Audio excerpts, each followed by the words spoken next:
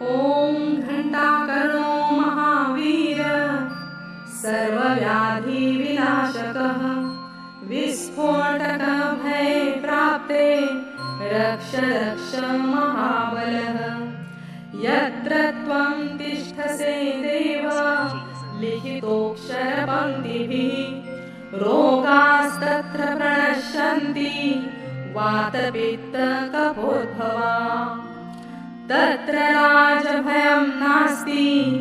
यान्ति कर्णे जपाक्षराः शाकिनीभूतवेताला राक्षसा प्रभवन्ति नाकाले मरणं तस्य न च सर्पेण दश्यते अग्निचोरभयं नास्ति ॐ ह्रीं श्रीं घण्टाकर्णो नमोऽस्तुते ॐ नरवीर ठः ठः ठः स्वाहा Spread Jainism.